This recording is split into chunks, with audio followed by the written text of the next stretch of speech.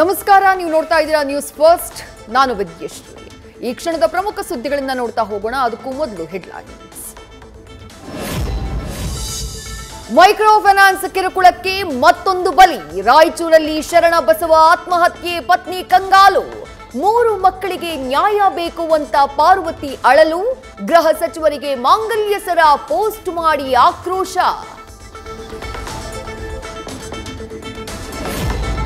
ಒಂದು ತಿಂಗಳ ಬಾಣಂತಿಯನ್ನ ಹೊರಹಾಕಿ ಮನೆ ಹರಾಜಿಗಿಟ್ಟ ಫೈನಾನ್ಸ್ ಕಂಪನಿ. ಮಹಿಳಾ ಸಚಿವೆ ಲಕ್ಷ್ಮಿ ಹೆಬ್ಬಾಳ್ಕರ್ ತವರೂರಲ್ಲೇ ದೌರ್ಜನ್ಯ. ಬೆಳಗಾವಿಯ ತಾರಿಹಾಳ ಗ್ರಾಮದಲ್ಲಿ ಅಮಾನವೀಯ ಘಟನೆ.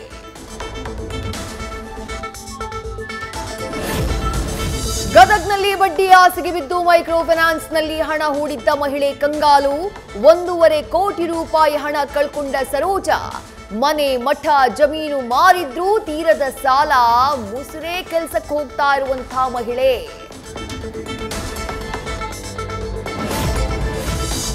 ರಾಮನಗರದಲ್ಲಿ ನಿಲ್ಲದ ಮೈಕ್ರೋ ಫೈನಾನ್ಸ್ ಕಿರುಕುಳ. ಸಾಲಗಾರರ ಕಾಟಕ್ಕೆ ಕಿಡ್ನಿ ಮಾರಿಕೊಂಡ ಮಹಿಳೆ.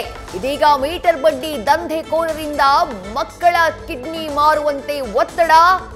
ಮಾಗಡಿ ಪೊಲೀಸ್ ಠಾಣೆಯಲ್ಲಿ ದೂರು ದಾಖಲು.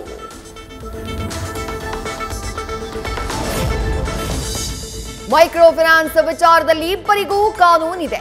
ಮುಂದಿನ ದಿನಗಳಲ್ಲಿ ಕಠಿಣ ಕಾನೂನನ್ನ ರೂಪಿಸ್ತೀವಿ.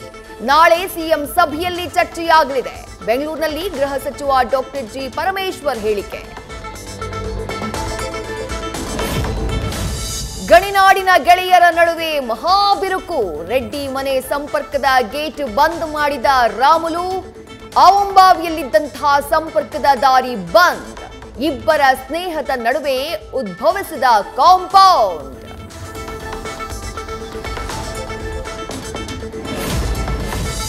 ರೆಡ್ಡಿ ರಾಮುಲು ಮುನಿಸಿಗೆ ಬ್ರೇಕ್ ಹಾಕಲು ಹೈಕಮಾಂಡ್ ಕಸರತ್ತು. ಸಂಧಾನದ ಜವಾಬ್ದಾರಿ ಪ್ರಹ್ಲಾದ್ ಜೋಶಿ ಹೆಗಲಿಗೆ ಹೊರಿಸಿದ ನಡ್ಡಾ.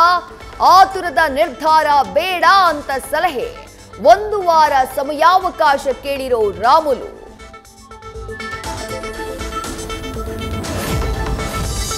ಕೋರ್ ಕಮಿಟಿ ಸಭೆಯ ಬಳಿಕ ಬಿಜೆಪಿಯಲ್ಲಿ ಬಂಡಾಯದ ಹೊಗೆ. ರಮೇಶ್ ಜಾರಕಿಹೊಳಿ ಮನೆಯಲ್ಲಿ ಅತೃಪ್ತರಿಂದ ಸಭೆ.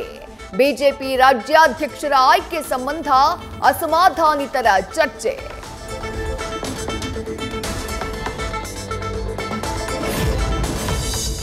ಅತ್ತ ಬಳ್ಳಾರಿ ಸ್ನೇಹಿತರ ಫೈಟ್, ಇತ್ತ ಬೆಳಗಾವಿ ಸಾಹುಕಾರ್ ಅಲರ್ಟ್. ಕೆಲ ಕಾಂಗ್ರೆಸ್ ನಾಯಕರ ಉತ್ಸಾಹ ಕಂಡು ಸತೀಶ್ ಜಾರಕಿಹೊಳಿಗೆ ಸಣ್ಣ ಟೆನ್ಷನ್.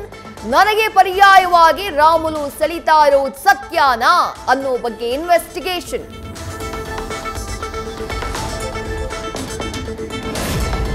ಕ್ಲೈಮ್ಯಾಕ್ಸ್ ಹಂತ ತಲುಪಿದ ಮುಡಾ ಅಕ್ರಮ ಪ್ರಕರಣದಲ್ಲಿ ಲೋಕ ತನಿಖೆ. ನಾಳೆಯೇ ಹಿರಿಯ ಅಧಿಕಾರಿಗಳಿಗೆ ವರದಿ ಸಲ್ಲಿಸಲಿರುವ ಎಸ್ಪಿ ಉದೇಶ್. ಸೋಮವಾರ ಹೈಕೋರ್ಟ್ ಎದುರು ವರದಿ ಸಲ್ಲಿಕೆ. ಮೈಸೂರು ರಾಜಮನೆತನದ ಜೊತೆ ಮತ್ತೊಂದು ಸಂಘರ್ಷ. ಇವತ್ತು ತುರ್ತು ಸಂಪುಟ ಸಭೆ ಕರೆದ ಸಿಎಂ ಸಿದ್ದರಾಮಯ್ಯ. ಜನವರಿ 27ಕ್ಕೆ ಸುಪ್ರೀಂ ವಿಚಾರಣೆ ಹಿನ್ನೆಲೆ ಬೆಂಗಳೂರು ಅರಮನೆ ಮೈದಾನದಲ್ಲಿ ಮಹತ್ವದ ನಿರ್ಧಾರ ಸಾಧ್ಯತೆ.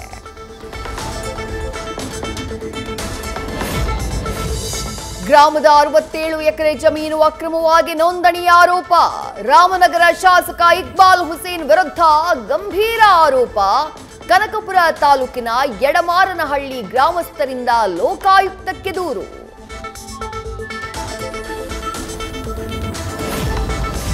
ಕೊಲೆ ಆರೋಪಿ ನಟ ದರ್ಶನ್ಗೆ ಇವತ್ತು ಮಹತ್ವದ ದಿನ. ಇವತ್ತು ಸುಪ್ರೀಂನಲ್ಲಿ ಬೇಲ್ ಆದೇಶ ಪ್ರಶ್ನಿಸಿ ಸಲ್ಲಿಸಿರುವ ಮೇಲ್ಮನವಿ ವಿಚಾರಣೆ. ಸುಪ್ರೀಂ ಕೋರ್ಟ್ ದ್ವಿಸದಸ್ಯ ಪೀಠದತ್ತ ಎಲ್ಲರ ಚಿತ್ತ. ಹಾಡ ಹಗಲೇ ಬ್ಯಾಂಕ್ಗಳಿಗೆ ನುಗ್ಗಿ ದರೋಡೆ ನಡೀತಾ ಇರೋ ನಡುವೆ ಇನ್ನೊಂದು ಬ್ಯಾಂಕ್ನಲ್ಲಿ ಕಳ್ಳತನ. ವಿಜಯನಗರದಲ್ಲಿ ನಡೆದಿದೆ ಅತಿ ದೊಡ್ಡ ಡಿಜಿಟಲ್ ರಾಬರಿ.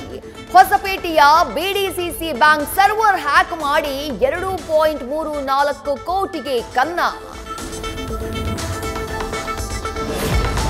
ಉಡುಪಿಯಲ್ಲಿ ಯಕ್ಷಗಾನ ಕಲಾವಿದರ ನಡುವೆ ಬಡ್ಡಿ ಜಗಳ.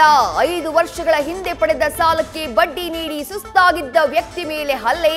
ಪಡುಬಿದ್ರೆ ನಿವಾಸಿ ನಿತಿನ್ ಮೇಲೆ ಅಟ್ಯಾಕ್. ಆಸ್ಪತ್ರೆಗೆ ದಾಖಲು.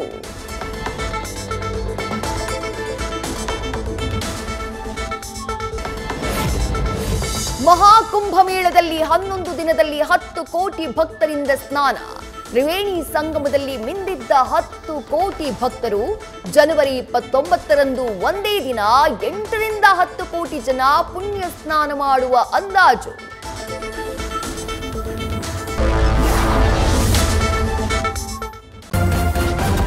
ನ್ಯೂಸ್ ಫಸ್ಟ್ ನಿರ್ಭೀತಿಯಿಂದ ನಿಮ್ಮ ಪರವಾಗಿ.